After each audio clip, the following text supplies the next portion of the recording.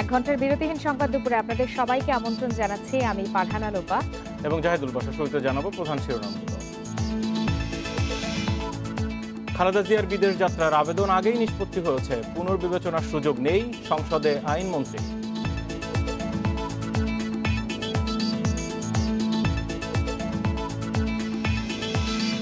নথি গায়েবের ঘটনায় স্বাস্থ্য শিক্ষা বিভাগের 4 কর্মচারী সাময়িক বরখাস্ত, তদন্ত প্রতিবেদন জমা, জানালেন স্বাস্থ্য সচিব।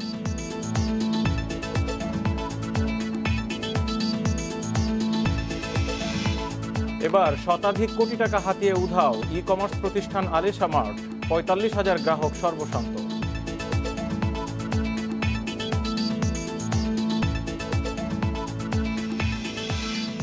ই কমার্স নিয়ে সরকার পরবর্তী পদক্ষেপ না জানানোয় হাইকোর্টের ক্ষোভ, রিপোর্ট দিতে 1 সপ্তাহ সময়।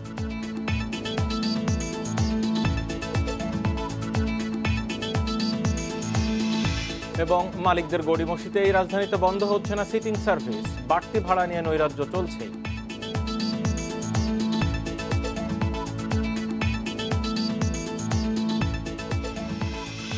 এবার পুরো খবর। উন্নত চিকিৎসার জন্য 401 ধারায় করা খালেদা জিয়ার বিদেশ যাওয়ার আবেদন আগেই নিষ্পত্তি হয়ে গেছে। একবার নিষ্পত্তি হওয়া আবেদন আর পুনর্বিবেচনার সুযোগ নেই বলে সংসদে জানিয়েছেন আইনমন্ত্রী আনিসুল হক। বিএনপি সংসদ সদস্যরা বিষয়টি সংসদে তোলার পর একথা জানান আইনমন্ত্রী। এদিকে বিএনপি সংসদ সদস্য রুমিন ফারহানা বলেন, সরকারের হাতে ক্ষমতা অনেক দূর পর্যন্ত আছে, চাইলেই খালেদা জিয়াকে বিদেশ যাওয়ার অনুমতি দেওয়া যায়। এত বেশি ক্ষমতা যেখানে আইন দিচ্ছে সরকারকে, সেখানে সরকারের আইনমন্ত্রী কেন সেই ক্ষমতাকে প্রয়োগ করতে চাচ্ছেন না? কেন তিনি তার নিজের হাত নিজে বেঁধে ফেলতে চাইছেন? এটা আমার বোধগম্য হয় না। আর বাংলাদেশে যদি আইনের শাসন থাকতো মাননীয় স্পিকার, তাহলে 401-এ যেতে হতো না, বহু আগেই দেশনেত্রী বেগম খালেদা জিয়া জামিনে মুক্ত হয়ে যেতে পারতেন। একটা নিষ্পত্তিকৃত দরখাস্তের উপরে আর কোনো অর্ডার দেওয়া যায় না। মাননীয় স্পিকার, উনি বলতে মিসেস খালেদা জিয়া যদি আবারও জেলখানায় গিয়ে আবারও অ্যাপ্লাই করেন, তখন আমরা বিবেচনা করব। কিন্তু যেই অবস্থায় আছেন সেই অবস্থায় এই 401 ধারায় এই কোনো পদক্ষেপ নতুন করে বিবেচনার কোনো সুযোগ নাই। তো মাননীয় স্পিকার, সেই জন্য এই নতুন করে এই পুরানো দরখাস্তের উপরে কোনো পদক্ষেপ নেওয়া যাবে না। এর আগে এভার কেয়ার হাসপাতালে চিকিৎসাধীন খালেদা জিয়াকে উন্নত চিকিৎসার জন্য বিদেশে নিতে আবারও সরকারের কাছে আবেদন করে তার পরিবার। বৃহস্পতিবার স্বরাষ্ট্র মন্ত্রণালয়ে এই আবেদন করে তার পরিবার। খালেদা জিয়ার ব্যক্তিগত চিকিৎসক অধ্যাপক AZM জাহিদ হোসেন জানান, শামীম ইস্কান্দার উন্নত চিকিৎসায় বিদেশে নিতে অনুমতি চেয়ে আবেদন করেছেন। এটি 5মবারের মতো আবেদন। এদিকে সোমবার রাতে হাসপাতালে খালেদা জিয়াকে দেখতে যান তার বোন, ভাগ্নে সহ পরিবারের সদস্যরা। গত এপ্রিল থেকে এ পর্যন্ত 3 দফায় খালেদা জিয়াকে এভার কেয়ার হাসপাতালে ভর্তি হতে হয়। সর্বশেষ 13 নভেম্বর তাকে হাসপাতালে ভর্তি করা হয়। এর আগে 12 অক্টোবর হাসপাতালে ভর্তির পর 7 নভেম্বর তিনি বাসায় ফেরেন।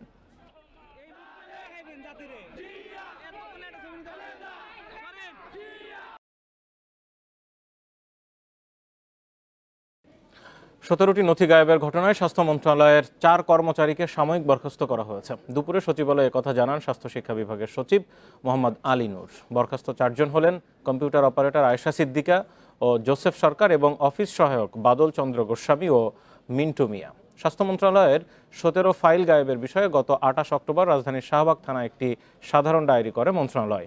এতে বলা হয়, 27 অক্টোবর অফিস করে নথিগুলো ফাইল ক্যাবিনেটে রাখা হয়। পরদিন বেলা 12টায় কাজ করতে বন্ধ করে দেওয়া হয়েছে তাদের প্রধান কার্যালয় সহ 2টি অফিস। পাওয়া যাচ্ছে না আলিশা মার্টের কোনো কর্মকর্তা কর্মচারীকে। পাওনা টাকা না পেলে শিগগিরই মামলা করার কথা জানান ভুক্তভোগীরা। ই-অরেঞ্জ বা ই-ভ্যালির পথেই হাঁটছে আলিশা মার্ট। গ্রাহকের পণ্য বা টাকা কোনোটি ফেরত দিতে পারছে না প্রতিষ্ঠানটি। হঠাৎ করেই বন্ধ করে দেওয়া হয়েছে আলিশা মার্টের প্রধান কার্যালয়টি। এখন টাকা ফেরত পেতে হন্য হয়ে ঘুরছেন গ্রাহকরা। আলিশা মার্টে একটি মোটরসাইকেল অর্ডার করেন এই কলেজ ছাত্র। মোটরসাইকেল দিতে না পারায় টাকা ফেরত দিতে চেয়েছিল আলিশা মার্ট। সোমবার বনানীর প্রধান কার্যালয়ে এসে অফিস বন্ধ পান। দিনভর বসে থেকেও কোনো কর্মকর্তা কর্মচারীর দেখা পাননি। সকাল 10টা থেকে 5টা পর্যন্ত এই জায়গায় ওয়েট করতে নেই। এখন মামলা করার কথা ভাবছেন অনেকেই। আমি মামলা করেই দিব, কারণ আমাদের আর ধৈর্য শক্তি নেই, কারণ আমরা এত কষ্টের টাকা দিয়ে আর আর সহ্য করার মতো মানে পিঠ দেয়ালে ঠেকে গেলে যা হয়। 22 তারিখে ওটা বাউন্স হয়েছে, 31 তারিখে বাউন্স হয়েছে। এখন আমরা যে চেক নিয়ে যে কি করব, মানে আমাদের কোনো সহযোগিতা পাচ্ছি না আমরা। অনেক চেষ্টার পর মুঠোফোনে পাওয়া যায় আলেশা মার্টের চেয়ারম্যান মঞ্জুরুল আলম শিকদারকে। তিনি এখনো আশ্বাস দিচ্ছেন টাকা ফেরত দেওয়ার। টোটাল ক্যাশ ড্রাই আউট হয়ে গেছে, কারণ আমাদের তো যেসব সোর্স অফ ফান্ড ছিল সবগুলো সোর্স অফ ফান্ড তো বিভিন্ন ভাবে ব্লক অবস্থা বলতে এগুলো ফ্রিজও না, কিন্তু ব্যাংকগুলো তো ভয় পেয়েছে ফান্ডিং দিতে। এখন নিজস্ব সোর্সের থেকে ফান্ডিং এর জানুয়ারিতে জমকালো আয়োজনে যাত্রা শুরু করে আলেশা মার্ট। চটকদার বিজ্ঞাপন আর নানা অফারে ক্রেতাদের আকৃষ্ট করে প্রতিষ্ঠানটি। জানা গেছে প্রায় ৪৫,০০০ গ্রাহক ৪৫০ কোটি টাকা পাবে আলেশা মার্টের কাছে। Adilur Rahman, independent News, Dhaka. বারবার বলার পরও দেশের ই কমার্স খাত থেকে অর্থ পাচার রোধে সরকারের নেওয়া পদক্ষেপ না জানানোয় ক্ষোভ জানিয়েছেন হাইকোর্ট। সকালে বিচারপতি এম ইনায়েতুর রহিম ও মোহাম্মদ মুস্তাফিজুর রহমানের ভার্চুয়াল হাইকোর্ট বেঞ্চ এই ক্ষোভ প্রকাশ করেন। আগামী 23 নভেম্বরের মধ্যে প্রতিবেদন দাখিলের নির্দেশও দিয়েছেন আদালত। এই প্রতিবেদনে ই কমার্স খাতের কর আদায়ের নীতিমালা ও কর্মপরিকল্পনা সম্পর্কে রাষ্ট্রপক্ষকে জানাতে হবে। আদালত জানান, নোটিশ জারির পরেও প্রতিক্রিয়া পাওয়া যাচ্ছে না। এই বিষয়টি আদালত গুরুতরভাবে নিচ্ছে। এসব অবহেলা সহ্য করা হবে না। পরে আদালত ডেপুটি অ্যাটর্নি জেনারেলকে এ বিষয়ে অ্যাটর্নি জেনারেলের সাথে কথা বলার বিষয়ে জানান। এর আগে গত 28 সেপ্টেম্বর ই কমার্স নিয়ে সরকারের পদক্ষেপ জানতে চান হাইকোর্ট। বাস মালিকদের গড়িমসির কারণেই রাজধানীতে বন্ধ হচ্ছে না সিটিং সার্ভিস ও গেট লক পদ্ধতি। তাই বিভিন্ন রুটে নেওয়া হচ্ছে বাড়তি ভাড়া। রবিবার থেকে সিটিং সার্ভিস ওয়েবিল বন্ধ করতে মালিক সমিতি নির্দেশ দিলেও তা কার্যকর হয়নি। চলছে একই নিয়মে। চালক ও তার সহকারীরা বলছেন, সংশ্লিষ্ট পরিবহন কোম্পানি থেকে সিটিং সার্ভিস ও বাড়তি ভাড়া নিতে নিষেধ করা হয়নি। পাশাপাশি ওয়েবিল অনুযায়ী পথে পথে চাঁদা দিতে হচ্ছে তাদের। এর আগে 2017 সালেও সিটিং সার্ভিস বন্ধের উদ্যোগ নেওয়া হলেও তা কার্যকর হয়নি। এদিকে বন্দরনগরী চট্টগ্রামেও সিটিং সার্ভিসের নামে বেশি ভাড়া আদায় করা হচ্ছে। সরকার নির্ধারিত ভাড়ার চেয়ে বেশি নেয়ার অভিযোগ করছেন যাত্রীরা। সরকার নির্ধারিত ভাড়া আমলে না নিয়ে এখনও ইচ্ছে মতো ভাড়া নিচ্ছে দূরপাল্লার বাস মালিকরা। এই নিয়ে যাত্রীরা ভোগান্তিতে পড়লেও অভিযোগ অস্বীকার করছে মালিক সমিতি। ভাড়া সমন্বয় নিয়ে বিআরটি এর ভূমিকা নিয়েও প্রশ্ন তুলেছেন ভুক্তভোগীরা। বাস ভাড়া বৃদ্ধি নিয়ে যাত্রী অসন্তোষ বেড়েই চলেছে। সরকারিভাবে কিলোমিটার প্রতি 1 টাকা 80 পয়সা ভাড়া নির্ধারণ করা হলেও দূরপাল্লার বেশিরভাগ পরিবহনে অতিরিক্ত ভাড়া নেওয়ার অভিযোগ করছেন যাত্রীরা। দূরত্ব বিবেচনায় সিলেট থেকে ঢাকা পর্যন্ত সর্বোচ্চ ভাড়া 450 টাকা হওয়ার কথা থাকলেও নেওয়া হচ্ছে 570 টাকা। একই অবস্থা সিলেট থেকে চট্টগ্রাম এবং উত্তরবঙ্গগামী বাসগুলোতেও। চট্টগ্রাম থেকে ঢাকা রুটে ভাড়া বেড়ে দাঁড়িয়েছে 580 টাকা। সরকারের হস্তক্ষেপ জরুরি, কারণ দেখা গেছে যে অনেকে ঝামেলায় পড়ে যাবে। সাধারণ জনগণ যাইতে হয়, আমরা তো প্রতিকার করে পারবো না। আরিচা হয়ে ঢাকা খুলনা রুটে নন এসি বাসের ভাড়া 550 থেকে বেড়ে দাঁড়িয়েছে 690 টাকা। ময়মনসিংহ থেকে ঢাকাগামী এনা পরিবহনে ভাড়া বেড়েছে 40 টাকা। তবে রংপুর থেকে ঢাকার ভাড়া 500 টাকা থেকে হয়েছে 700 টাকা। মালিক সমিতি থেকে নির্ধারিত যে ভাড়া যেভাবে করছে আমরা সেভাবেই ভাড়াটা নিচ্ছি। এটা কম্পিউটারে ওভাবে করে দেওয়া আছে, নির্ধারিত করে দিয়েছে, সেটা দিয়া লাগতেছে। মালিক সমিতিতে বলছে তারা, আমাদের মাথায় তো কাটাল ভাঙ্গা হচ্ছে। ইচ্ছামতো ভাড়া আদায়ের বিষয়ে পরিবহন মালিকরা বলছেন ভিন্ন কথা। ডিজেলের দাম বাড়াই আমাদেরকে এমন একটা জায়গা নিয়ে পৌঁছে গেছে, এই পরিবহন শিল্প বাঁচবে না, মরে যাবে। আমরা লকডাউনে আমরা যেভাবে ক্ষতিগ্রস্ত হয়েছি, আমরা আমাদের দেওয়ালে পিটিয়ে গেছে। অনেক জেলাতে সিএনজি চালিত পরিবহনেও বাড়তি ভাড়া আদায়ের অভিযোগ করছেন যাত্রীরা। বেশিরভাগ জেলাতেই সরকার নির্ধারিত ভাড়ার তালিকা এখনও টাঙানো হয়নি কোনো পরিবহনে। রেশমি নন্দী, ইন্ডিপেন্ডেন্ট নিউজ। বস্তিবাসীদের জন্য করোনা টিকাদান কর্মসূচি শুরু করেছে সরকার। রাজধানীর সবচেয়ে বড় কড়াইল বস্তিতে টিকা দেওয়ার মধ্য দিয়ে শুরু হয় এই কর্মসূচি। 18 বছরের ঊর্ধ্বে সবাইকে দেয়া হচ্ছে সিনোফার্মের টিকা। যাদের জন্ম সনদ বা জাতীয় পরিচয়পত্র নেই তারা কেন্দ্রেই তাৎক্ষণিক ব্যবস্থায় করে নিতে পারছেন নিবন্ধন। অগ্রাধিকার পাওয়া জনগোষ্ঠী ও শিক্ষার্থীদের পর এবার বস্তিবাসীদেরও টিকা কার্যক্রমের আওতায় নিয়ে আসলো সরকার। রাজধানীর কড়াইল বস্তির 8টি কেন্দ্রের 25টি বুথে মঙ্গলবার সকাল 9টা থেকে শুরু হয় এই কর্মসূচি। প্রতিদিন এই বুথে টিকা দেওয়া হবে 15,000 মানুষকে। কড়াইল বস্তির কেন্দ্রগুলোয় সকাল থেকেই ছিল টিকা প্রত্যাশীদের উপচে পড়া। বাসার কাছে যেতে পাইছি তাহলে আমরা দিয়ে দিই, এটা লেগে আইছি, সুযোগ সুবিধা দেখে তাইছি। আমরা মূর্খ, কই যাবো কি বা কি করবো কোনোই বুঝি নাই যে এটা খুব ভালো হয়েছে। ওইখানে কইতাছে যে এটা সরকারে ভালো একটা সিস্টেম করে দিছে। আমার ভালো লাগছে যে বেশি সিরিয়াল হয় না, সময় লাগে নাই, তাড়াতাড়ি দেওয়া হয়েছে। রেজিস্ট্রেশন করা লাগে নাই, আর টিকাটা পাইয়া অনেক ভালো হয়েছে। 25টি বুথের প্রতিটিতে প্রতিদিন 600 জনকে টিকা দেওয়া হবে। 7 দিনের মধ্যে কড়াইল বস্তির টিকাদান শেষ হবে বলে জানিয়েছে কর্তৃপক্ষ। আমরা ধরে নিচ্ছি এখানে 1 লক্ষর মতো হবে, তাহলে হয়তো 7 দিনে আমরা পারবো। এবং আপনাকে জানাই রাখি, আমরা এটা কিন্তু শুক্র এবং শনি 2 দিনই করব। কারণ হলো যে এখানে অনেক কর্মজীবী মানুষ আছেন যারা নাকি সকালে কাজে চলে যান, তাদের জন্য এই শুক্র শনিবারটা বিরতিহীনভাবে আমরা চালাবো। এটা দেশে টিকার কোনো সংকট নেই, পর্যায়ক্রমে সব বস্তিতে টিকা দেওয়া হবে বলেও জানিয়েছে স্বাস্থ্য বিভাগ। Zahidul Bashar, Independent News, Dhaka. কড়াইল বস্তির টিকা কার্যক্রম নিয়ে আরো বিস্তারিত জানাতে সেখান থেকে এই মুহূর্তে আমাদের সঙ্গে যোগ দিয়েছেন সহকর্মী বিপ্রজিৎ চন্দ। বিপ্রজিৎ, আপনি তো সকাল থেকে এই টিকা কার্যক্রমের শুরু থেকে সাথে রয়েছেন, সেখানে আসলে দিনে 15,000 মানুষকে টিকা কার্যক্রমের আওতায় আনার কথা বলা হচ্ছে। সেক্ষেত্রে এখন তো 2টার বেশি বাজে, ঠিক কত মানুষকে এখন পর্যন্ত টিকা দেওয়া হয়েছে? দেখুন, আপনি জানেন এশিয়ার বৃহত্তম বস্তি কড়াইল বস্তি, এবং এই কড়াইল বস্তিতে টিকাদান কার্যক্রম শুরুর মাধ্যমে কিন্তু বস্তিবাসীদের যে টিকাদান কার্যক্রম সেটির উদ্বোধন হলো আজ। এবং এখানে এই কেন্দ্র ঘুরে আমরা দেখেছি যে পুরো কড়াইল বস্তিতে কিন্তু 8টা কেন্দ্র বসানো হয়েছে এবং 8টা কেন্দ্রে আছে 25টি বুথ। প্রতিটি বুথেই 600 মানুষকে টিকা দেওয়া হচ্ছে। সেই হিসেবে 15,000 মানুষকে প্রতিদিন এই টিকা কার্যক্রমের আওতায় আনা হচ্ছে। আর যেটি আপনি জানতে চাইছেন যে এখন টিকা কেন্দ্রে কি পরিমাণ ভিড় আছে, তো সেদিক থেকে বলা যায় আমরা সকাল থেকে কিন্তু উপচে পড়া ভিড় দেখেছি টিকা কেন্দ্রগুলোতে। আর এখন অনেকটাই ভিড় কমে এসেছে, যেহেতু আপনি জানেন যে প্রতিটি বুথে প্রতিদিন 600 মানুষকে টিকা দেওয়া হবে। আর আজ সে কার্যক্রমটি প্রায় শেষ পর্যায়ে। আর শেষ পর্যায়ের এই সময়ে আমরা বিভিন্ন টিকা নিতে যারা এসেছিলেন তাদের সঙ্গে আমরা কথা বলেছি এবং তারা আমাদেরকে বলেছেন যে কোনো প্রকার ভোগান্তি ছাড়াই কিন্তু তারা টিকা দিতে পারছেন। এবং এতদিন যে তারা টিকা দিতে পারেননি, বিভিন্ন জায়গায় চেষ্টা করছিলেন তারপরেও টিকা দেওয়া সম্ভব হয়নি, এমন বিভিন্ন তথ্যও কিন্তু তারা আমাদেরকে জানিয়েছেন। আর এর পাশাপাশি আপনি জানেন যে বস্তিতে যারা বসবাস করেন তাদের অনেকেই ইন্টারনেট ব্যবহার সম্পর্কে তেমন অভিজ্ঞ নন। আর সেজন্যই সরকার স্বাস্থ্য বিভাগ কিন্তু যারা নিবন্ধন না করেছেন, অর্থাৎ নিবন্ধন যারা করেননি অনলাইনে, তাদেরকেও টিকা দেওয়ার ব্যবস্থা রেখেছে। সেক্ষেত্রে স্থানীয় কাউন্সিলরের কাছ থেকে বয়সের প্রমাণপত্র সংগ্রহ করে সে প্রমাণপত্রের মাধ্যমেই কিন্তু এখানে টিকা দেওয়া সম্ভব হচ্ছে। আর এর পাশাপাশি স্পট রেজিস্ট্রেশন যেটি, সে ব্যবস্থাও থাকছে। অর্থাৎ এই ব্যবস্থার কারণেও কিন্তু সন্তোষ জানিয়েছেন টিকা প্রত্যাশীরা, কারণ তাদের অনেকেই আমরা কথা বলে জেনেছি যে তারা কিন্তু ইন্টারনেট ব্যবহারে ততটা অভিজ্ঞ নন।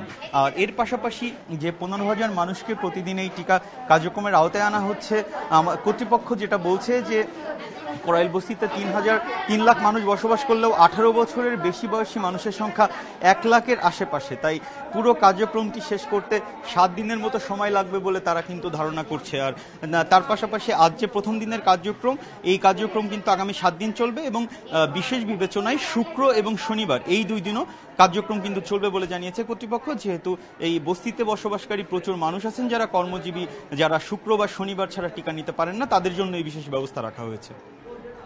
কড়াইল বস্তি থেকে টিকাদান কার্যক্রমের বিস্তারিত জানছিলাম সহকর্মী বিপ্রজিৎ চন্দের কাছ থেকে। দেশের বেশিরভাগ মানুষকে করোনার টিকা প্রয়োগের পর বুস্টার ডোজের বিষয়ে চিন্তা করা হবে বলে জানিয়েছেন স্বাস্থ্যমন্ত্রী জাহিদ মালিক। বিশ্বে 135টি দেশের আগে বাংলাদেশে করোনা পরিস্থিতি নিয়ন্ত্রণে বলে জানিয়েছেন পররাষ্ট্রমন্ত্রী একে আব্দুল মোমেন। সকালে রাষ্ট্রীয় অতিথি ভবন পদ্মায় এসব কথা বলেন তারা। এ সময় সৌদি সরকারের দেয়া 32 লাখ ডোজ অক্সফোর্ড অ্যাস্ট্রাজেনেকার টিকা হস্তান্তর করা হয়। টিকা ছাড়াও $1 লাখ সমপরিমাণ হাসপাতাল সরঞ্জাম উপহার দিয়েছে সৌদি সরকার। অনুষ্ঠানে পররাষ্ট্রমন্ত্রী সৌদি সরকারের দেয়া এই উপহারের মধ্য দিয়ে 2 দেশের সম্পর্ক আরও জোরদার হবে বলে আশা প্রকাশ করেন। পরে স্বাস্থ্যমন্ত্রী বলেন, দেশের 5 কোটি মানুষকে টিকার আওতায় আনা হয়েছে, যার কারণে করোনা পরিস্থিতি উন্নতি হয়েছে।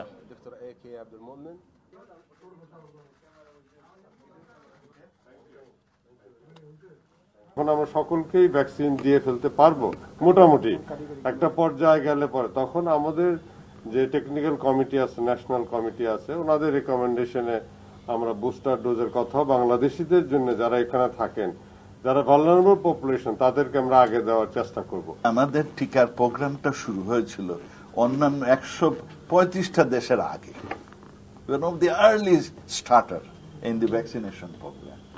পৃথিবীর 135টা দেশের আগে ইভেন ডেভেলপড কান্ট্রিজ। আপনারা আছেন বিরতিহীন সংবাদ দুপুরে। সংবাদ দুপুরে আরো যা যা থাকছে। রাজশাহী বিশ্ববিদ্যালয়ে কথা সাহিত্যিক হাসান আজিজুল হকের প্রতি সবার শ্রদ্ধা, জানাজা শেষে দাফন হবে লাইব্রেরির পাশে।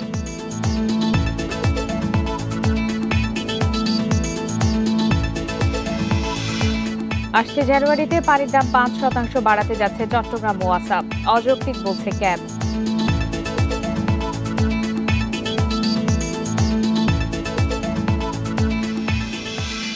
টাঙ্গাইলের সিলিং মিস্ত্রি মেহেদী হাসানের নারী কণ্ঠের প্রতারণার শিকার অনেকেই। কোনো প্রযুক্তি ছাড়াই নারী কণ্ঠে কথা বলার দক্ষতা কাজে লাগিয়ে হাতিয়েছেন বিপুল অর্থ। জ্যেষ্ঠ কর্মকর্তার স্ত্রী সেজে টাকা ধার চাইতেন অধীনস্থদের কাছে। এভাবেই 3 বছরে বোকা বানিয়েছেন শতাধিক ব্যক্তিকে। সম্প্রতি ধরা পড়েছেন 2 সহযোগী সহ। কথা বলছেন মেহেদী হাসান, কিন্তু শোনা যাচ্ছে নারী কণ্ঠ। পুরুষ হয়েও হুবহু নারী কণ্ঠে কথা বলতে পারেন কোনো প্রযুক্তির ব্যবহার ছাড়াই। এটাকেই প্রতারণার হাতিয়ার করেছেন তিনি। তোমার কাছে কি ঋণ 1000 টাকা হবে, মানে আমাকে একটু ধার হিসেবে দিলে আমি কালকে সকালে 10,000 টাকা তোমাকে দিয়ে দিতাম। মেহেদী জানান, প্রথমে বন্ধুদের সঙ্গে নারী কণ্ঠে ফোন করে মজা করতেন। সেখান থেকে মাথায় আসে প্রতারণার কৌশল। কখনো গুগল থেকে, কখনো ভিজিটিং কার্ড, আবার কখনো বা পত্রিকার বিজ্ঞপ্তি থেকে সচিব, প্রধান শিক্ষক, বড় প্রতিষ্ঠানের চেয়ারম্যান ও তাদের নিম্নপদস্থদের নাম ও ফোন নম্বর সংগ্রহ করেন। সচিব বা শিক্ষকের বউ পরিচয়ে ফোন দেন নিম্নপদস্থদের। অর্থ সংকটের কথা বলে টাকা ধার চান। মোবাইল ব্যাংকিংয়ে টাকা নিয়েই বন্ধ করে দেন সিম কার্ডটি। আমি কলেজের প্রিন্সিপালের পরিচয় দিয়ে অ্যাকাউন্টিংয়ের কাছ থেকে টাকা নিতাম। তারপরে বিভিন্ন কোম্পানির ম্যানেজারদের ফোন দিতাম এমডি স্যার পরিচয় দিয়ে। ভুক্তভোগীরা বলছেন, ঊর্ধ্বতন কর্মকর্তার স্ত্রী ভেবে না বুঝেই টাকা ধার দিতেন তারা। পরে ধারের টাকার জন্য ফোন করলেই বুঝতেন প্রতারণার শিকার তিনি। জরুরি বিধায় কিছু টাকা দিয়েছিলাম, পরবর্তীতে অফিসে গিয়ে জানতে পারি যেরকম কিছু না, আমি প্রতারকের পাল্লায় পড়ে টাকাটা দিয়েছিলাম। গোয়েন্দারা বলছেন, অভিযোগ আসার পর ভেবেছিলেন প্রতারক কোনো মহিলা, কিন্তু গ্রেপ্তারের পর অবাক হন তারা। মোবাইল ব্যাংকিংয়ে আনা প্রতারণার টাকা তোলার দায়িত্ব ছিল মেহেদীর ভাই মিথুন মিয়া ও সহযোগী স্বাধীনের। সে শোট চেঞ্জ করে সে সচিবের বউ সেজে বিভিন্ন জায়গা থেকে সে অনেক টাকা নিয়ে হাতিয়ে নিয়েছে। সচিবের বউ পরিচয় দিলেই আপনারা তার কাছে টাকা পাঠাতে হবে কেন? আপনি তাকে যাচাই করেন। নারী কণ্ঠে প্রতারণা করে এর আগেও একাধিকবার গ্রেপ্তার হয়েছেন মেহেদী। জামিনে বের হয়ে আবারও শুরু করেন প্রতারণা। Masudur Rahman, independent News, Dhaka. তৃতীয় দফার ইউপি নির্বাচনকে কেন্দ্র করে মুন্সিগঞ্জ সদরের মোল্লাকান্দিতে আওয়ামী লীগ ও বিদ্রোহী প্রার্থী সমর্থকদের মধ্যে দফায় দফায় সংঘর্ষ হচ্ছে গত 3 দিন ধরে। দেশীয় অস্ত্রের মহড়ায় আতঙ্কে বাড়িছাড়া কয়েক গ্রামের মানুষ। পরিস্থিতি নিয়ন্ত্রণে অতিরিক্ত পুলিশ মোতায়েন করা হলেও সংঘর্ষ চলছেই। দেশীয় অস্ত্র নিয়ে প্রকাশ্যে এমন মহড়া মুন্সিগঞ্জ সদর উপজেলা চরাঞ্চলের মোল্লাকান্দিতে। আসন্ন ইউনিয়ন পরিষদ নির্বাচনকে কেন্দ্র করে 2 চেয়ারম্যান প্রার্থীর সমর্থকদের মধ্যে গত রোববার সকাল থেকে শুরু হয় ধাওয়া পাল্টা ধাওয়া। দফায় দফায় ককটেল বিস্ফোরণ, ঘরবাড়ি ভাঙচুর ও লুটপাটের ঘটনায় আতঙ্কে দিন কাটাচ্ছেন নোয়াদ্দা, লক্ষ্মীদেবী, মহেশপুর, ঢালিকান্দি সহ কয়েক গ্রামের মানুষ। প্রাণ বাঁচাতে অনেকে পালিয়ে বেড়াচ্ছেন ঘরবাড়ি ছেড়ে। আমাদের লুটপাট করে সব ছাগল, বোরকি, দোকানের মাল সামান, আমরা বাচ্চা নিয়ে ঘরে রান্না বাড়া করে খাইতে পারি। আমরা সারাদিন এই যে দেখেন ঘরে তালা মাইরে আমরা বাইরে বাইরে বাচ্চা নিয়ে ঘুরি। চারদিক থেকে মানুষ হয়ে যেমন আর কি মৌমাছির মতো মানুষ হয় আমাকে ব্যাগ গড়দর ভাঙিয়া ছিল, সব লুটপাট করে সব লেগে গেল। গতকালকে আমার দোকানকে ভাঙচুর করে লুটপাট করে যা ছিল একটি চকলেটও আমার দোকানে নেই। স্থানীয়রা বলছেন, আওয়ামী লীগ মনোনীত নৌকার প্রার্থী রিপন পাটোয়ারি ও আনারস প্রতীকের স্বতন্ত্র প্রার্থী ও ইউনিয়নের বর্তমান চেয়ারম্যান মহসিনা হক কল্পনার সমর্থকদের মধ্যে বিরোধ দীর্ঘদিনের। আসন্ন ইউপি নির্বাচনকে কেন্দ্র করে তা চরম আকার ধারণ করেছে। এতে সুষ্ঠু নির্বাচন নিয়েও দেখা দিয়েছে সংশয়। নির্বাচনের আগে যদি হারা এইসব কাজ করে তা আর সামনের দিক আমরা কেমনে কি করবো? এখন আমরা আইনের সাহায্য চাই প্রশাসনের কাছে, যেন এই ভোট পর্যন্ত আমরা যেন নিরাপদে থাকতে পারি। এর মধ্যে কয়েকজনকে আটক করা হয়েছে। অতিরিক্ত পুলিশ মোতায়েন করা হয়েছে বলেও জানান সদর থানা ভারপ্রাপ্ত কর্মকর্তা। অনেকে গ্রেফতার করতে সক্ষম হয়েছি এবং বিভিন্ন ফুটেজ দেখে অন্যান্যদের গ্রেপ্তারের চেষ্টা অব্যাহত হয়েছে। শান্তিপূর্ণ নির্বাচন করার জন্য যা যা করণীয় আমরা বাংলাদেশ পুলিশের পক্ষ থেকে আমরা করব। দুই পক্ষে চলমান সংঘর্ষে গত 3 দিনে বেশ কয়েকজন গুলিবিদ্ধ সহ আহত হয়েছেন প্রায় অর্ধশতাধিক মানুষ। Independent news desk. মেজর অবসরপ্রাপ্ত সিনহা হত্যা মামলায় 7ম দফার দ্বিতীয় দিনের সাক্ষ্য গ্রহণ চলছে। আজ 2 জন সাক্ষীকে আদালতে হাজির করা হয়েছে বলে জানিয়েছেন রাষ্ট্রপক্ষের আইনজীবী। তারা হলেন তদন্তকারী কর্মকর্তা এএসপি জামিলুল হক ও তদন্তকারী কর্মকর্তা সিনিয়র এএসপি মোহাম্মদ খায়রুল ইসলাম। এর আগে সাক্ষ্য গ্রহণ উপলক্ষে সকাল 9:30টায় টেকনাফ থানার বরখাস্ত ওসি প্রদীপ কুমার দাস, লিয়াকত আলী সহ 15 আসামিকে আদালতে হাজির করা হয়। এ সময় আদালত প্রাঙ্গণে জোরদার করা হয় নিরাপত্তা। 7ম দফার সাক্ষ্য গ্রহণের প্রথম দিন 5 জনের জেরা শেষ হয়। মামলায় এ পর্যন্ত 65 জন সাক্ষীর সাক্ষ্য গ্রহণ শেষ হয়েছে। মোট সাক্ষীর সংখ্যা 83 জন। বর্তমানে মামলার 15 আসামি কারাগারে আছেন।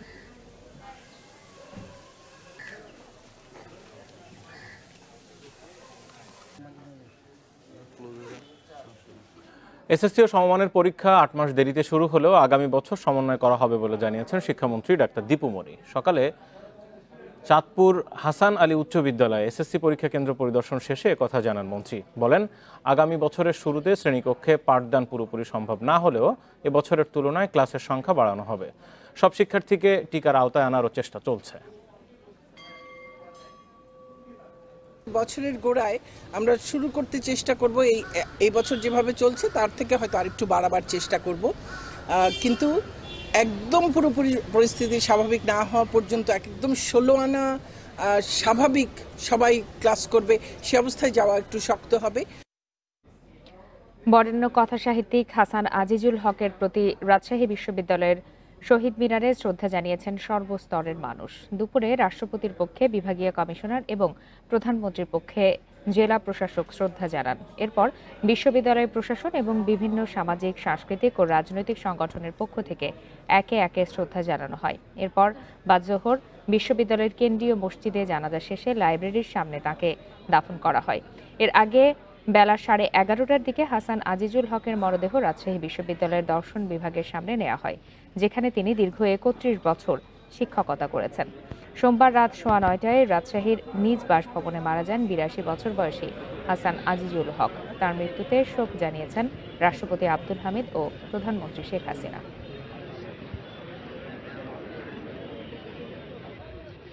এই বাংলা সাহিত্যের একটি উজ্জ্বল নক্ষত্র ছিলেন এবং এখনও আছেন এবং ভবিষ্যতেও থাকবেন। যদিও ইনি পেশাগত জীবনে একজন দার্শনিক ছিলেন, উনি দর্শনের শিক্ষক ছিলেন, উনি ওনার লেখার মধ্যে, উনি সাহিত্যের মধ্যে উনি জীবন দর্শনকে অত্যন্ত চমৎকারভাবে তুলে এনেছেন। এ বিষয়ে আরো বিস্তারিত জানাতে রাজশাহী থেকে এই মুহূর্তে যোগ দিয়েছেন সহকর্মী মাইনুল হাসান। মাইনুল হাসান, বরেণ্য এই কথা সাহিত্যিককে তো কিছুক্ষণ আগেই দাফন করা হয়েছে, সেখানে কারা কারা উপস্থিত ছিলেন এবং কি ধরনের স্মৃতিচারণ করেছেন তারা? হ্যাঁ, বরেণ্য কথা সাহিত্যিক হাসান আজিজুল হকের রাজশাহী বিশ্ববিদ্যালয় কেন্দ্রীয় জামে মসজিদে জানাজা নামাজ শেষে কিছুক্ষণ আগেই তাকে কেন্দ্রীয় গ্রন্থাগারের সামনে আনা হয় এবং তার দাফন কার্য সম্পন্ন হয়েছে এবং সেটি এখনো চলছে। সাধারণ মানুষের যে ভিড় সেইটি এখনো কাটিয়ে ওঠা সম্ভব হয়নি। অনেকে এখনো আসছে তার সমাধিতে মাটি দেওয়ার জন্য এবং সেইটি এখনো চলছে। এবং বিশিষ্ট যারা এখানে উপস্থিত হয়েছিলেন, বিশিষ্ট ব্যক্তিত্ব, তারা প্রত্যেকে বলছেন যে সাংস্কৃতিক অঙ্গনের একটি বটবৃক্ষকে হারালো আমাদের এই বাংলাদেশ, যেটি একেবারে অপূরণীয় ক্ষতি। কেননা হাসান আজিজুল হক শুধু তার লেখনের মাধ্যমেই যে সামাজিক সাংস্কৃতিক আন্দোলনগুলো সেগুলোর সাথে ছিলেন না, তিনি অসাম্প্রদায়িক বাংলাদেশ গড়ার তিনি যে আন্দোলনটা চলছিল সেইটি একেবারে অগ্রগামী ভূমিকায় ছিলেন বা অগ্র ভূমিকায় ছিলেন। তার মৃত্যুতে এই ক্ষতিটি একেবারে অপূরণীয় এবং অনেকেই এখানে উপস্থিত হচ্ছে। আমরা দেখেছি যে জানাজাতে বিভাগীয় কমিশনার, জেলা প্রশাসক, বিভিন্ন রাজনৈতিক সংগঠনের নেতৃবৃন্দরা, রাজশাহী মহানগর আওয়ামী লীগের সাধারণ সম্পাদক ডাব্লিউ সরকার, বিশ্ববিদ্যালয়ের উপাচার্য গোলাম সাব্বির সাত্তার, উপ উপাচার্য সহ বিশ্ববিদ্যালয় প্রশাসনের সকলে এখানে উপস্থিত ছিলেন। পাশাপাশি ওনার পারিবারিক যারা আত্মীয় স্বজন তারাও ছিলেন। ওনার যারা শিক্ষক বা শিক্ষার্থী ছিলেন, এখন তারা বিশ্ববিদ্যালয়ের শিক্ষক, তারাও কিন্তু এখানে এসেছেন। এক বলা যায় যে একেবারে সর্বস্তরের মানুষ কিন্তু তাকে শ্রদ্ধা নিবেদন থেকে শুরু করে এখন যে দাফন কার্যক্রম সম্পন্ন হচ্ছে সেইটিতে এখনো তাদের উপস্থিতি আছে। আমরা জানি যে বিশ্ববিদ্যালয় প্রশাসন হাসান আজিজুল হক স্যারকে এই রাজশাহী বিশ্ববিদ্যালয়ের কেন্দ্রীয় গ্রন্থাগারের সামনেই একেবারে সমাহিত করা হচ্ছে, যেন তিনি বিশ্ববিদ্যালয়ের শিক্ষার্থীর জন্য একটি অনুপ্রেরণার জায়গা হয়ে থাকেন। তার যে কর্মময় জীবন সেটি সেখানে তুলে ধরা হবে এবং তার কর্মময় জীবন দেখে অন্যান্য যে শিক্ষার্থীরা আছে, যারা আছেন এবং আগামীতে যারা আসবেন, তিনি যে আদর্শ নিয়ে অসাম্প্রদায়িক বাংলাদেশ গড়ার এবং সাংস্কৃতিক বা লেখনীর জগতে তিনি যে সুনাম কুড়িয়েছেন সেইটি যেন তারা মনে ধারণ করেন এবং তাকে যেন স্মরণ রাখেন, সেইটি বিবেচনা করেই কিন্তু বিশ্ববিদ্যালয় একেবারে কেন্দ্রীয় গ্রন্থাগারের সামনে তাকে সমাহিত করা হচ্ছে। হাসান আজিজুল হক শুধু রাজশাহীতে বা বাংলাদেশে সমাধিত ছিলেন না বা সুনাম অর্জন করেন, তিনি কিন্তু এপার বাংলা ওপার বাংলা এবং উপমহাদেশের একজন প্রখ্যাত কথা সাহিত্যিক ছিলেন। তিনি স্বাধীনতা পদক পেয়েছেন, তিনি 21 পদক পেয়েছেন, বাংলা একাডেমি সাহিত্য পদক পেয়েছেন। তার ঝুড়িতে শুধু বাংলাদেশে নয়, আন্তর্জাতিক বিভিন্ন পুরস্কার কিন্তু তিনি এনেছেন। এবং আজকে তার যে সমাধি হলো, তো শুধু বাংলাদেশ নয়, সারা এই উপমহাদেশ একটি সাংস্কৃতিক এবং সামাজিক আন্দোলনের একজন বটবৃক্ষকে হারালেন বলে সবাই মন্তব্য করছেন। এখানে রাজশাহী বিশ্ববিদ্যালয়ের কেন্দ্রীয় গ্রন্থাগারের সামনে সমাহিত হলেন বরেণ্য কথা সাহিত্যিক হাসান আজিজুল হক। আমরা সরাসরি জানছিলাম সেই বিষয়ে। জানুয়ারিতে পানির দাম বাড়ানো হচ্ছে চট্টগ্রামে। উৎপাদন খরচ সমন্বয় এবং ঋণ পরিশোধের কারণ দেখিয়ে দাম 5% বাড়ানোর কথা জানিয়েছে ওয়াসা। তবে চাহিদা অনুযায়ী সরবরাহে ব্যর্থ ওয়াসার বছর বছর পানির দাম বাড়ানোকে অযৌক্তিক বলছে ক্যাব। জ্বালানি তেলের দাম বৃদ্ধির রেশ না কাটতেই চট্টগ্রামে পানির দাম বাড়ানোর সিদ্ধান্ত নিয়েছে ওয়াসা। জানুয়ারি থেকে আবাসিক গ্রাহককে প্রতি ইউনিটে বাড়তি 92 পয়সা এবং বাণিজ্যিক গ্রাহককে 1 টাকা 52 পয়সা গুনতে হবে। নগরবাসীর অভিযোগ, ময়লা দুর্গন্ধযুক্ত পানি সরবরাহ ও চাহিদা মতো পানি সরবরাহ না করতে পারলেও দাম বৃদ্ধিতে বেশি মনোযোগী ওয়াসা। পানির মান উন্নয়ন বৃদ্ধি করে দাম বাড়ালে তাহলে একটা যুক্তিকতা থাকতো, কিন্তু এটা কিন্তু পানির মান উন্নয়ন মোটেও নাই। পানির মধ্যে যেটা দুর্গন্ধ ভাব আসে, এই পানিটা খাওয়ার অযোগ্য। পানির মতো জিনিসেরও দাম বাড়িয়ে দেয়, গ্যাসেরও দাম বাড়ায়, বিদ্যুতেরও দাম বাড়ায় এবং জ্বালানি তেলের দাম বাড়ায়, এটা সময়ের সাথে যায় না। সেবার মান না বাড়িয়ে বছর বছর পানির দাম বাড়ানোকে অযৌক্তিক বলছে কনজিউমার অ্যাসোসিয়েশন অব বাংলাদেশ। ওয়াসা বোর্ডের মূল কাজটাই যদি হয় পানির মূল্য বৃদ্ধি করা, তাহলে এর চেয়ে দুঃখজনক ঘটনা আর কিছুই হতে পারে না। আমরা মনে করি ওয়াসার যে সামগ্রিক সেবা, সেই সেবার গুণগত মান নিশ্চিত করা, এখানে কোনো অনিয়ম হচ্ছে কিনা বিষয়গুলো দেখাই কিন্তু ওয়াসা বোর্ডের দায়িত্ব ছিল। তবে ওয়াসা বলছে প্রতি 1000 লিটারে উৎপাদন খরচ 16 টাকা হলেও বিক্রি 13 টাকায়। পাশাপাশি ওয়াসার চলমান বিভিন্ন প্রকল্পে কয়েকটি প্রতিষ্ঠানের কাছে দেনার পরিমাণ বাড়ায় বাধ্য হয়ে দাম বাড়াতে হচ্ছে বলে দাবি সংস্থাটির। 2023 সাল থেকে এই চট্টগ্রাম ওয়াসা 34 কোটি টাকা বিদেশি লোনের এক্সট্রা টাকা দিতে হবে, পে করতে হবে 34 কোটি টাকা। তো 34 কোটি টাকা পে করবো কোথা থেকে? আমাদের তো এখন যে টাকাটা আসে সেটা দিয়ে আমাদের খরচ হয় না। সবশেষ 2019 সালে পানির দাম 5% বাড়িয়েছিল চট্টগ্রাম ওয়াসা। নতুন দর অনুযায়ী আবাসিকে প্রতি ইউনিটে 13 টাকা 32 পয়সা এবং বাণিজ্যিকে 31 টাকা 82 পয়সা দিতে হবে গ্রাহককে। Independent news desk. দেখছেন বিরতিহীন সংবাদ দুপুর। সংবাদে আরো যা থাকছে। তাইওয়ান ইস্যুতে উত্তেজনার মধ্যে বাইডেন জিনপিং ভার্চুয়াল বৈঠক, মানবাধিকার ও বাণিজ্য বিষয়ে আলোচনা।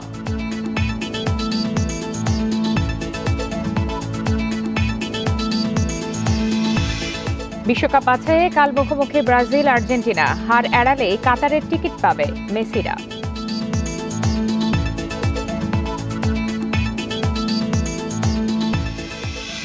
সংবিধানের ষোড়শ সংশোধনীর বিষয়ে উচ্চ আদালতের আদেশের বিরুদ্ধে রাষ্ট্রপক্ষের রিভিউ আবেদনের শিগগিরই শুনানি হবে বলে জানিয়েছেন আইনমন্ত্রী আনিসুল হক।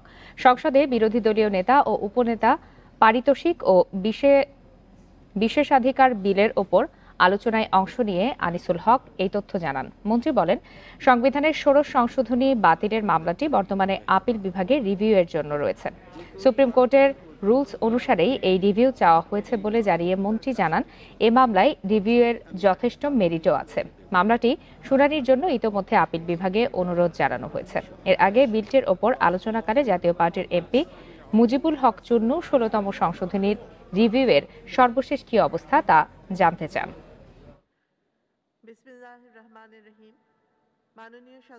এখন রিভিউ পিটিশন আমরা কি করতে পারি?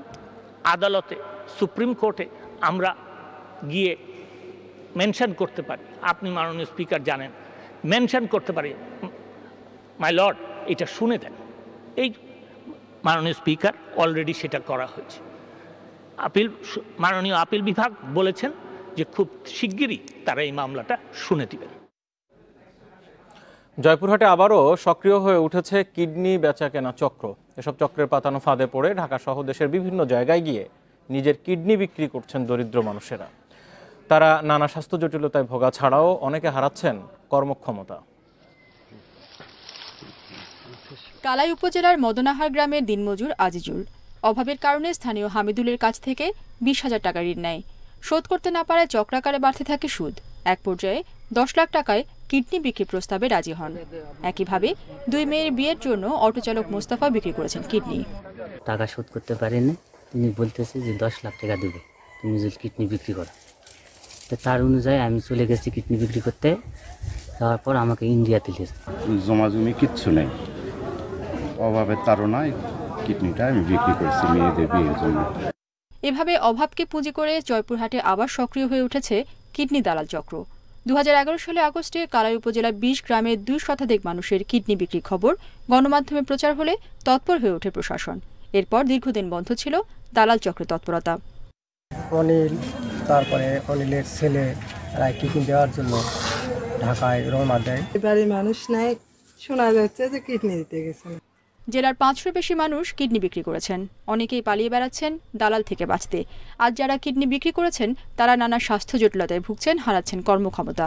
সে এখন টাকার চাপ দিলে কয় কিডনি দিচ্ছ হাট, এই কথাটা আমাকে বলে, কিন্তু আমি এখন বাঁচবো কেমন করে? কর্মক্ষমতাও হারাচ্ছে, আবার ন্যায্য টাকাও পাচ্ছে না ওরা। শারীরিক পরিশ্রম, খাওয়া দাওয়া, লাইফস্টাইলের মধ্যে পরিবর্তন আনতে হয়।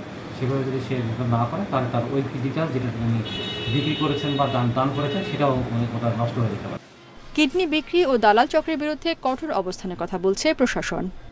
প্রথমে তারা ঋণ দেয়, ঋণের টাকা যখন শোধ করতে পারে না তখন পরবর্তীতে তাদেরকে তাদের দরিদ্রতার সুযোগ নিয়ে তাদেরকে কিডনি বিক্রিতে বাধ্য করা হচ্ছে।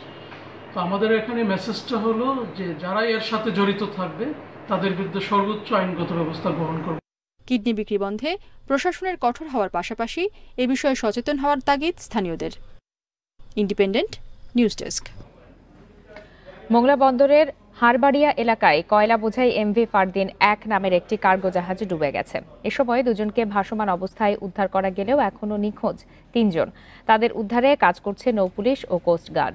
গতরাত ৯:৩০টার দিকে পশুর চ্যানেলের হারবাড়িয়া এলাকায় ৯ নম্বর অ্যাঙ্করে এই ঘটনা ঘটে। কোস্টগার্ড ও স্থানীয়রা জানান, গত রাতে নোঙরে অবস্থানরত বিদেশি বাণিজ্যিক জাহাজ থেকে প্রায় ৬০০ মেট্রিক টন কয়লা বোঝাই করে মোংলা বন্দরের উদ্দেশ্যে রওনা হয় এমভি ফারদিন ১ কার্গোটি। কিছু দূর যাওয়ার পর ঘন কুয়াশার কবলে পড়ে অন্য একটি বিদেশি জাহাজের সঙ্গে ধাক্কা লেগে ঘটনাস্থলেই কাত হয়ে ডুবে যায় কার্গোটি। দুর্ঘটনার খবর পেয়ে ঘটনাস্থলে পৌঁছে উদ্ধার তৎপরতা শুরু করে কোস্টগার্ড, নৌপুলিশ ও বন্দর কর্তৃপক্ষ।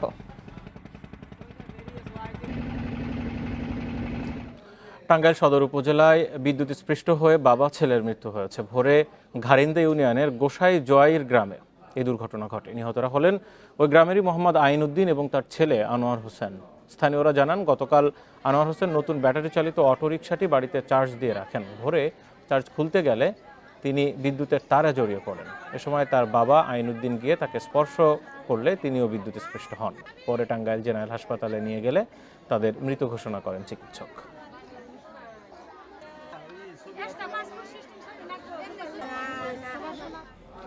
কুড়িগ্রামের ফুলবাড়ির ১২মাসিয়া নদীর ওপর স্থায়ী সেতু না থাকায় চরম দুর্ভোগে রয়েছেন লক্ষাধিক মানুষ। প্রতি বছর স্থানীয়ভাবে বাঁশের সাঁকো তৈরি করে পারাপারের কাজ চললেও বর্ষা মৌসুমে তাদের বিপাকে পড়তে হয়। নদী পারাপারে সেতু নির্মাণে সংশ্লিষ্ট কর্তৃপক্ষ কার্যকর উদ্যোগ না নেয়ায় হতাশ এলাকাবাসী। ভারতের কোচবিহার জেলার সীমান্তবর্তী মরাকটি গ্রাম দিয়ে বাংলাদেশে প্রবেশ করেছে বাণীদহ বা ১২মাসিয়া নদী। কুড়িগ্রামের ফুলবাড়ি দিয়ে নদীটি প্রবেশ করে ধরলা নদীতে গিয়ে মিশে গেছে। এই নদীর উপর চলাচলের জন্য দুটি বাঁশের সাঁকোই এবার বন্যায় ভেঙে যায়। একটি সাঁকো স্থানীয়দের উদ্যোগে মেরামত করা হলেও শিমুলবাড়ি এলাকার নবিউলের ঘাটের 120 ফুট দৈর্ঘ্যের বাঁশের সাঁকোটির এখন ভয়াবহ অবস্থা। ঝুঁকিপূর্ণ এই সাঁকো দিয়ে তারপরও পারাপার করছে মানুষ, প্রায়ই ঘটছে নানা দুর্ঘটনা। বাঁশ কালেকশন করে আমরা বাঁশের সাঁকো দিছি, এবার ভেঙে গেছে, খুব কষ্ট। যখন বন্যা হয় তখন এই চাঙড়া ভাঙি যায়, মানুষের যাওয়া আসা খুব অসুবিধা হয়, নৌকা নাই। আমরা খুব অসুবিধার মধ্য দিয়ে দিনাতিপাত করতেছি। তো যদি একটু সরকার শুভ দৃষ্টি দেয় তাহলে আমাদের লোকজনগুলো খুবই উপকৃত হবে। ফুলবাড়ী উপজেলা নির্বাহী অফিসার জানান, এরই মধ্যে জনদুর্ভোগ কমাতে জরাজীর্ণ সেতু দুটি মেরামতের উদ্যোগ নেওয়া হয়েছে। ফুলসাগর লেকের ওপর একটা সাঁকো এরকম ক্ষতিগ্রস্ত হয়েছে, সেখানে আমরা অলরেডি সেই ক্ষতি মেরামতের কাজে হাত দিয়েছি। 2-1 দিনের মধ্যেই সেটা শেষ হবে এবং জনদুর্ভোগ অচিরেই লাঘব হবে। পাশাপাশি চরধুনি নামে একটা বাঁশের সাঁকো এরকম আমাদের নজরে এসছে, এটা আমরা আমাদের এই অর্থ বছরের বার্ষিক উন্নয়ন কর্মসূচিতে সেটা অন্তর্ভুক্ত করেছি। অচিরেই সেখানেও কাজ শুরু হবে। উপজেলার এই নদীর ওপর আরও 5টি স্থানে এমন নড়বড়ে বাঁশের সাঁকো রয়েছে, যেখানে চলাচল করছে হাজারো মানুষ। Independent news desk. 5 বছরে বদলে যাবে মিরপুর ও রংপুরের চিড়িয়াখানা। খাঁচায় বন্দী থাকবে না প্রাণী, ঘুরে বেড়াবে মুক্তভাবে। বাঘ, হরিণ, বানর ও পাখির জন্য তৈরি হবে বন। দুটি চিড়িয়াখানার আমূল পরিবর্তনে সিঙ্গাপুরের প্রতিষ্ঠান Bernard Harrison and Friends Limited প্রাণী সম্পদ মন্ত্রণালয়ে জমা দিয়েছে মাস্টার প্ল্যান। খরচ ধরা হয়েছে প্রায় 1500 কোটি টাকা। বাঘ থাকবে না গরাদে বন্দি। সুন্দরবনে শ্বাসমূলীয় গাছ লতাপাতায় ঘেরা খোলা জায়গায় ঘুরে বেড়াবে চিড়িয়াখানার বেঙ্গল টাইগার। লেকের ধারেই গড়ে তোলা হবে বাঘের আবাস, পাশেই থাকবে হরিণ, বানর ও সুন্দরবনের হরেক রকম পাখি। সুন্দরবন কেন্দ্রিক প্রাণী নিয়ে হবে বাংলাদেশ হ্যাবিটেট জোন। আফ্রিকান গন্ডার, জিরাফ, জেব্রা, জলহস্তির মতো প্রাণীগুলো থাকবে আফ্রিকান জোনে। পোষা প্রাণীদের জন্য থাকছে পেট অ্যানিম্যাল জোন। শিশুদের খেলাধুলার জন্য হবে অ্যাক্টিভ জোন। এছাড়া দর্শনার্থীর জন্য রাতেও থাকছে নাইট সাফারি জোন। প্রশিক্ষিত চিকিৎসক ও প্রাণী গবেষকরা থাকবেন এখানে। পরিকল্পিতভাবে ও পরিবেশ সম্মত উপায়ে চিড়িয়াখানার আন্তর্জাতিক মানসম্পন্ন উন্নয়ন নিশ্চিত করা হবে। বিশ্বের অন্যান্য প্রান্ত থেকে মানুষ আসবে বাংলাদেশের চিড়িয়াখানা দেখতে। ঢাকা ও রংপুর চিড়িয়াখানার মহাপরিকল্পনা নিয়ে রাজধানীর একটি হোটেলে অনুষ্ঠিত হল 2 দিনের কর্মশালা। এতে প্রস্তাবনা তুলে ধরেন সিঙ্গাপুরের প্রতিষ্ঠান বার্নার্ড হ্যারিসন অ্যান্ড ফ্রেন্ডস। মূলত 5টা চিড়িয়াখানা এখানে একটার মধ্যে। আপনার যদি পরিবেশন করতে পারেন, আপনি একটি অঞ্চল দেখতে যে কোনো একটা ফ্যামিলির বা একটা মানুষের ওই দিন চলে যাবে, সে যদি দেখতে চায়। এবং আপনার কিপার্স বা টকিং কিপার্স বা গাইডস আপনার যে থাকবে, সে যদি জানে, he can attract the people. এ পরিকল্পনা বাস্তবায়নে সম্ভাব্য খরচ ধরা হয়েছে প্রায় 1500 কোটি টাকা। আগামী 5 বছরের মধ্যে কাজ শেষ করার পরিকল্পনা সরকারের। 1500-1600 কোটি টাকা নাকি? এটা এখনকার সময় খুব একটা বড় বিষয় না আমাদের সরকারের জন্য। তো আমাদের সরকার যদি মনে করে যে এটি একসাথেই করবে, আমার মনে হয় একসাথেই হতে পারে। তো আমরা সেই অপেক্ষায় থাকবো, এক নাকি সিদ্ধান্ত। 186 একরের মিরপুর চিড়িয়াখানায় 135 প্রজাতির 3150টি পশু পাখি রয়েছে। Shahriar Anirban, independent News, Dhaka. মার্কিন প্রেসিডেন্ট জো বাইডেন ও চীনের প্রেসিডেন্ট শি জিনপিং এর প্রথম দিনের বৈঠক শেষ হয়েছে। এই ভার্চুয়াল বৈঠকে ইন্দো প্যাসিফিক অঞ্চলে চীনের আধিপত্য, তাইওয়ান ইস্যু সহ মানবাধিকার পরিস্থিতি নিয়ে কথা বলেন বিশ্বের অন্যতম 2 শক্তিশালী রাষ্ট্রের শীর্ষ নেতারা। 2 দেশের প্রতিযোগিতার কারণে কোনো সংকট যেন তৈরি না হয় সেদিকে লক্ষ্য রাখার জন্য বৈঠকে আহ্বান জানান জো বাইডেন। আর বাইডেনকে পুরানো বন্ধু সম্বোধন করে পারস্পরিক যোগাযোগ ও সহযোগিতা আরও বাড়ানোর কথা জানান জিনপিং। এই বৈঠককে ফলপ্রসূ হিসাবে বর্ণনা করেছে চীন। অন্যদিকে এই বৈঠককে চীনের সঙ্গে প্রতিযোগিতামূলক শর্ত নির্ধারণের একটি সুযোগ বলছে যুক্তরাষ্ট্র। মানবাধিকার, বাণিজ্য, সামরিক বিভিন্ন বিষয় নিয়ে 2টি দেশের উত্তেজনার মধ্যে এই বৈঠকটি অনুষ্ঠিত হলো।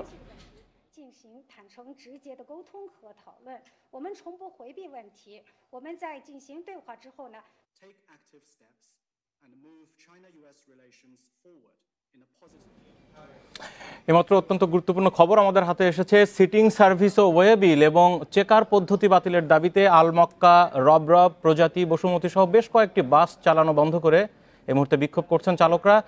এ নিয়ে আরো বিস্তারিত জানবো। রাজধানীর মিরপুর থেকে সরাসরি আমাদের সাথে যুক্ত আছেন সহকর্মী আলামিন হোসেন। আলামিন, গত কয়েকদিন ধরে সবচেয়ে বেশি আলোচনায় আসছিল যে বিষয়টি নিয়ে, এবং একরকম চালক হেলপারদেরও দোষারোপ করা হচ্ছিল খানিকটা, আজকে তারাই আবার সেই পদ্ধতি বাতিলের দাবিতে বিক্ষোভ করছেন সেখানে, আসলে বিষয়টা কি?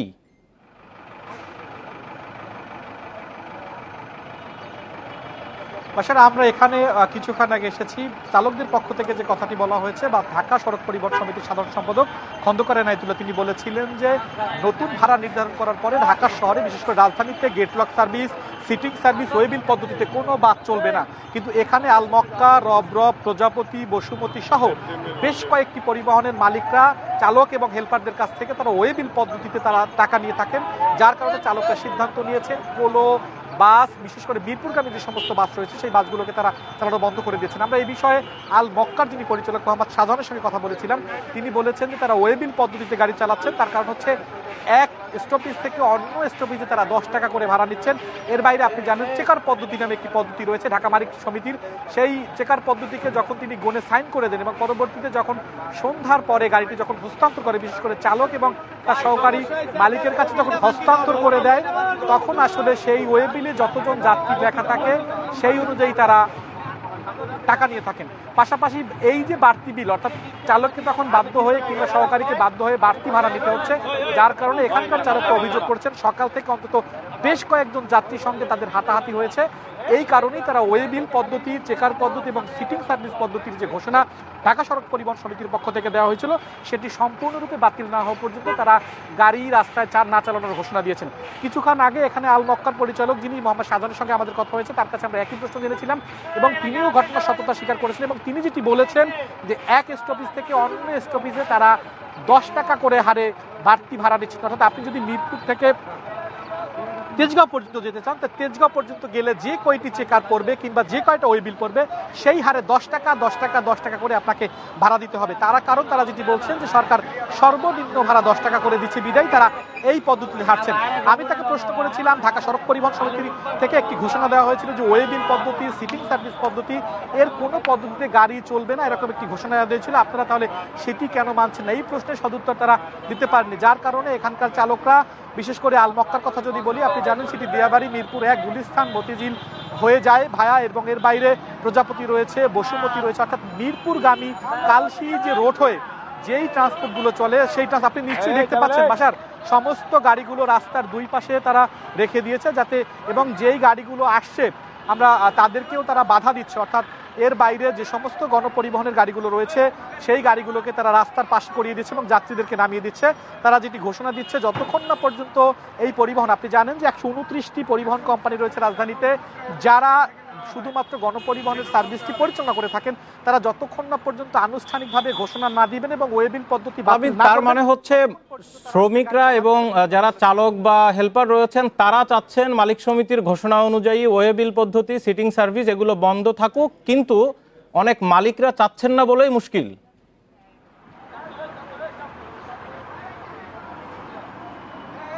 হ্যাঁ, বিশেষ করে আমরা যদি মিরপুরগামীর কথা বলি, আপনি যে প্রশ্নটি বললেন, আমরা যদি রবরব পরিবহনের কথা বলি, আমরা যদি প্রজাপতির কথা বলি, আমরা যদি বসুমতির কথা বলি, আমরা যদি আলমক্কার কথা বলি, এর কোনো পরিবহনের যে সমস্ত মালিকরা তারা কোনোভাবেই চাচ্ছেন না ওয়েবিল পদ্ধতি বন্ধ করা হোক কিংবা সিটিং সার্ভিস যে পদ্ধতি আছে সেই পদ্ধতিটি বন্ধ করা হোক, যার কারণে কিন্তু এই একটি সমস্যা কিংবা এই জটিলতা তৈরি হচ্ছে। আপনি নিশ্চয়ই দেখতে পাচ্ছেন বাসার এখানকে কিন্তু অতিরিক্ত পুলিশও মোতায়েন করা হয়েছে যাতে অপ্রীতিকর কোনো ঘটনা না ঘটে। সকাল থেকে আমরা দেখেছি, মানে কিছুক্ষণ আগে থেকেই তারা শ্রমিক বা বিশেষ করে চালক এবং তার সহকারী যারা রয়েছেন তারা আসলে দাবিটি করেছেন যে যাত্রীদের সাথে তাদের প্রতিনিয়ত হাতাহাতি করতে হচ্ছে ভাড়া নিতে গিয়ে। তাদের অন্তত 2 থেকে 3 জন চালকের সহকারী তারা সকাল থেকে আহত হয়েছেন। যাত্রীরা কেন বাড়তি ভাড়া দিতেছেন, তারা আসলে তাদের যেটি বিষয় তারা আসলে না পারছেন যাত্রীকে বুঝাতে, না পারছেন মালিককে বুঝাতে। তারা যেটি বলছেন যে দিন শেষে অর্থাৎ সন্ধ্যায় যখন যাত্রী গুনে গুনে টাকা বুঝে নেওয়া হয় ওয়েবিল অনুযায়ী, তখন আসলে তারা যে সারাদিন পরিশ্রম করলেন, তারা সে সারাদিন গাড়ি চালালেন, সেই টাকা আসলে আর কিছুই থাকে না, যার কারণে আপাতত আপনি নিশ্চয়ই দেখতে পাচ্ছেন যে অভিজাত ট্রান্সপোর্টের এই গাড়িটিও কিন্তু বন্ধ করে দেওয়া হয়েছে। অর্থাৎ মিরপুরগামী যত পরিবহন রয়েছে, আলমক্কা, ট্রান্স আলমক্কা, তারপরে হচ্ছে বসুমতী, প্রজাপতি আর রব্র পরিবহনের সমস্ত গাড়ি তারা বন্ধ করে দিয়েছেন। কিছুক্ষণ আগে এখানে আলমক্কার চেয়ারম্যান তিনি আসছিলেন। অতএব এখন পর্যন্ত চালকরা যেটি বলছেন এই সমস্যাটা সিটিং সার্ভিস, গেটলক পদ্ধতি, চেকার বিল পদ্ধতি অবৈধ বা তথাকথিত, যদিও বিআরটি এর আইনে সব কিছুই নাই, যতক্ষণ না পর্যন্ত বন্ধ হবে ততক্ষণ পর্যন্ত তারা আসলে গাড়ি চালাবেন না। বাশার। আলামিন, আপনাকে অনেক ধন্যবাদ। নগর পরিবহনের অনেক গাড়ি বন্ধ করে দিয়ে চালকরা বিক্ষোভ করছেন, সেই খবরের বিস্তারিত জানছিলাম। বিশ্বকাপ বাছে মুখোমুখি হবে ব্রাজিল আর্জেন্টিনা। হার এড়ালেই কাতারের টিকিট পাবে আর্জেন্টিনা। চোট কাটিয়ে মেসির ফেরা টনিক হতে পারে আলবি সেলেস্তেদের জন্য। অন্যদিকে নেইমারকে ছাড়াই খেলবে এরই মধ্যে বিশ্বকাপ নিশ্চিত করা ব্রাজিল। সুপার ক্লাসিকোর ম্যাচটি শুরু কাল ভোর 5:30টায়। লাতিন অঞ্চলের জায়ান্ট ব্রাজিল আর্জেন্টিনা, দুই দলের ম্যাচ ভক্তদের কাছে চরম উত্তেজনার। এই ধ্রুপদী লড়াইয়ের স্বাদ নিতে অপেক্ষায় থাকে ফুটবল বিশ্ব। বাছাই পর্বের প্রথম ম্যাচটি অপ্রত্যাশিতভাবে স্থগিত হয়, ফলে দ্বিতীয় পর্বের ম্যাচ নিয়ে যেন আগ্রহ আগের চেয়ে বেশি। ব্রাজিলের বিপক্ষে হার এড়ালেই কাতার বিশ্বকাপের টিকিট পাবে আর্জেন্টিনা। গুরুত্বপূর্ণ ম্যাচে মেসিকে পাওয়া নিয়ে শঙ্কা ছিল, তবে এখন পুরো ফিট আর্জেন্টাইন অধিনায়ক। ব্রাজিলের বিপক্ষে শুরুর একাদশে দেখা যাবে তাকে। ব্রাজিলের বিরুদ্ধে খেলতে আমরা পুরো প্রস্তুত। ড্রয়ের জন্য নয়, পুরো 3 পয়েন্টের জন্যই নামবো। ফুটবলাররাও বেশ আত্মবিশ্বাসী। ওরা জিতেই কাতার বিশ্বকাপের ছাড়পত্র পেতে চায়। ভক্তদের আক্ষেপ বাড়িয়েছেন নেইমার। বন্ধু মেসি ফিরলেও শেষ মুহূর্তে উরুর চোটে ছিটকে গেছেন ব্রাজিলিয়ান তারকা। দলের সঙ্গে আর্জেন্টিনাও যাননি নেইমার। দলের মূল অস্ত্রকে না পেলেও চিন্তা নেই ব্রাজিলের। লাতিন অঞ্চলের প্রথম দল হিসেবে 2022 বিশ্বকাপে জায়গা করে নিয়েছে সেলেসাওরা। যতগুলো ম্যাচ খেলেছি তার মধ্যে কলম্বিয়া ও আর্জেন্টিনা শক্ত প্রতিপক্ষ। ওদের রক্ষণ ভেদ করা কঠিন, তবে আমাদের ভাবনায় কেবল ম্যাচ জয় ছাড়া কিছুই ভাবছি না। কনমেবল অঞ্চল থেকে শীর্ষ 4 দল সরাসরি খেলবে বিশ্বকাপে। পঞ্চম স্থানে থাকা দলকে খেলতে হবে আন্তঃমহাদেশীয় play of. Manjur Alam, independent news. আজ পয়লা অগ্রহায়ণ। এবারও অগ্রহায়ণের প্রথম দিনে রাজধানী শিল্পকলা একাডেমিতে আয়োজন করা হয় নবান্ন উৎসব। বাংলার প্রায় হারিয়ে যাওয়া ঐতিহ্যগুলো নতুন প্রজন্মের কাছে ছড়িয়ে দেওয়ার পাশাপাশি সাম্প্রদায়িকতার বিষ বাষ্প রোধে এই আয়োজন, বলছে নবান্ন উৎসব উদযাপন পরিষদ। সাধারণত প্রতি বছর চারুকলার বকুলতলায় নবান্ন উৎসবের আয়োজন করা হলেও করোনার কারণে এবার তা সরিয়ে নেওয়া হয়েছে। শিল্পকলা একাডেমির খোলা চত্বরে মঞ্চ তৈরি করা হয় লোকচেতনাকে প্রাধান্য দিয়ে। ব্যবহার করা হয় গ্রামীণ নানা অনুষঙ্গ, সঙ্গীত, নৃত্য ও কবিতার ভাষায় ফসল কেন্দ্রিক অর্থনীতি ফুটিয়ে তোলা হয়। হেমন্ত সকালে এই সাংস্কৃতিক আয়োজন নাগরিক জীবনে যেন আনন্দ ও স্বস্তির পরশ। শিল্পীদের গানে, সুরে, লোকসংস্কৃতির বন্দনায় মোহিত দর্শক শ্রোতারা। আমরা আবার একত্রে মিলিত হতে পারছি সবাই একসাথে। নাচ গান দেখেছি, আমি এখানে জীবনের প্রথমবার আমি এখানে গরম গরম পিঠা খেয়েছি, বানাতে দেখেছি। নগরায়নের ফলে শেকড়ের ঐতিহ্য সংস্কৃতির সাথে নতুন প্রজন্মের যে দূরত্ব তৈরি হচ্ছে, এই উৎসব তা ঘুচিয়ে দেবে বলে মনে করেন আয়োজকরা। দাদি নানীদের তৈরি করা পিঠের যে গল্প, তার যে শ্রম, তার যে মেধা, জামাই আদর, এগুলো ভুলতে বসেছে বাঙালি। আমরা চাই অতীতের কাছে ফিরে যেতে। প্রাকৃতিক উৎসবগুলোর মধ্যে প্রাচীনতম উৎসব হলো নবান্ন উৎসব। এই নবান্ন উৎসব কৃষকের গোলা ভরার যে হাসিটা, সেটা আমরা শহরে নগরের জীবনে পৌঁছে দিতে চাই। অতিথিদের কণ্ঠেও ছিল গ্রামের স্মৃতিচারণার পাশাপাশি সাম্প্রদায়িককে রুখে দেওয়ার শপথ। আমরা এই ধর্মীয় উগ্রবাদের বিরুদ্ধে লড়াই করছি, সাংস্কৃতিক কর্মকাণ্ডকে ছড়িয়ে দিয়ে এই উগ্রবাদকে রুখতে হবে, জঙ্গিবাদকে রুখতে হবে। শহর কেন্দ্রিক বাচ্চাদেরকে যারা স্কুলে যাচ্ছে, ইংলিশ মিডিয়ামে পড়াশোনা করছে, তারা নবান্ন শব্দটা বানানো ঠিক করতে পারবে বলে মনে হয় না। তাহলে নবান্ন মানে কি তাও তারা বোঝে না। উৎসবে গ্রামীণ বাহারি পিঠাপুলির সমাহারে সাজানো স্টলে শোভা পায় নবান্নের স্বরূপ। নূরে জান্নাত, ইন্ডিপেন্ডেন্ট নিউজ, ঢাকা। সংবাদ দুপুরের বিরতিহীন আয়োজন আজ এ পর্যন্তই। ইন্ডিপেন্ডেন্ট টেলিভিশনের সব খবরের আরো বিস্তারিত জানতে চোখ রাখুন ফেসবুক, ইউটিউব আর টুইটারে। এতক্ষণ সাথে থাকার জন্য সবাইকে ধন্যবাদ।